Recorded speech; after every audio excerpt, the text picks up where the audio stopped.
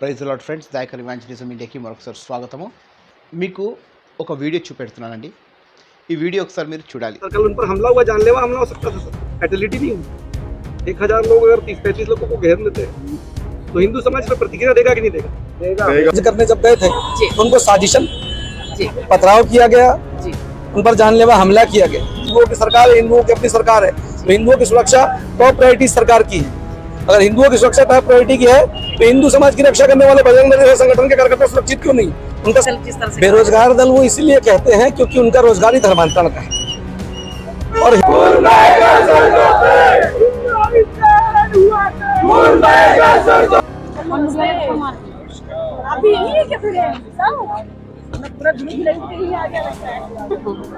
आराधना में लीन थे, लेकिन कुछ ये असामाजिक जो लोग हैं वो आ करके जबरदस्ती हमारे चर्चों के अंदर में आकर के इन्होंने हमला करना चाहा.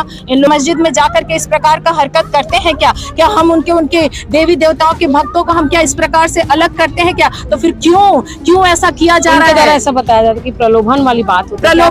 प्रलोभन क्या होता है? कि किसी के धर्म की आस्था को ठेस पहुंचाना. लेकिन वो कैसा ईश्वर है या वो कैसे लोग जो ईश्वर को मानते हैं जो उनको ये सिखाता है कि जाकर के दूसरों के धर्म को बवंडर मचाना. चर्च में प्रार्थना चल रही थी और कुछ लोग अंदर घुस के और मतलब कि पत्थर लेके घुसे हैं. पत्थर लेके अंदर घुसे. तो ये गलत चीजें है ना. करके 2 लोगों को पास्टर थे, उनको ऐसे पकड़ के पूरा प्रेम से मारा, इतना मारा कि पूरा बनियान फट गया. हमने उनको इतना रिक्वेस्ट किया तो भी उनका बनियान पकड़ के मारे हैं हमारे सामने में. देखो हमारे निशाने में हम छुड़ा रहे थे, उनको हाथ जोड़ रहे थे, फिर भी वो नहीं मारे. 2 जन को पकड़ के खींचते हुए मारते हुए.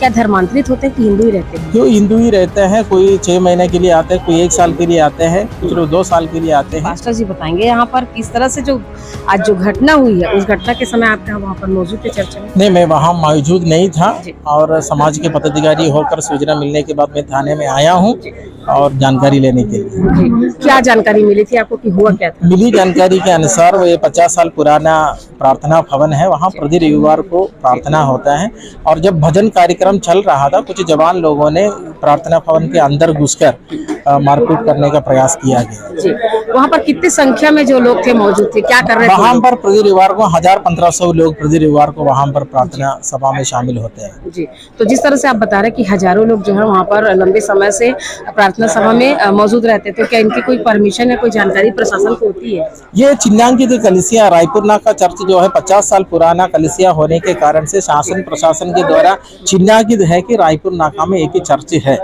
वहाँ पर सामाजिक नेता लोग, राष्ट्रीय नेता लोग, विधायक, मंत्री सबका दौरा इसी जगह में होते रहते हैं और इलेक्शन के समय पर भी कैंडिडेट लोग वहाँ पर आकर अपना बातों को रखता है.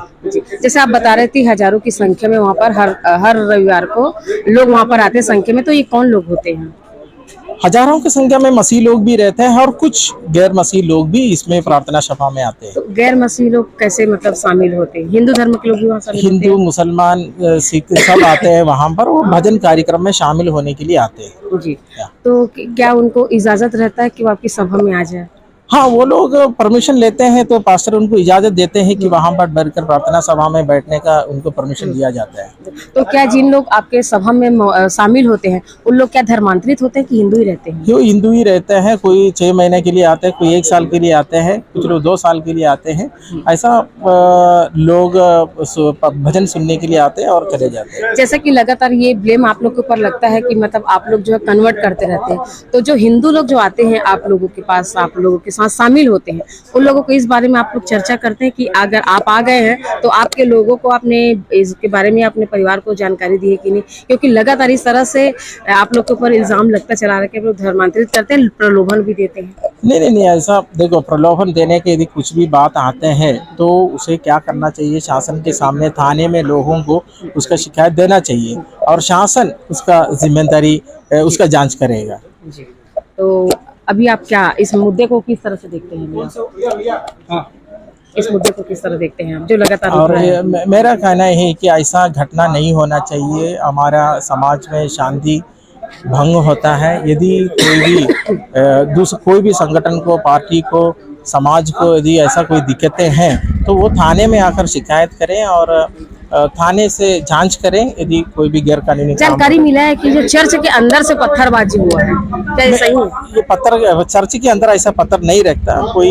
अभी आप बता रहे हैं कि हजारों की संख्या में चर्च के अंदर थे। हाँ। 10-15 लोग जो लड़के लोग बाहर से आए, आपके हिसाब से हुड़दंगी लोग बाहर से आए थे, हाँ। जिन्होंने अंदर घुसने का प्रयास किया, हाँ। लेकिन हजारों की संख्या में वो तो लाठी या पत्थर लेके आ नहीं सकते। हाँ।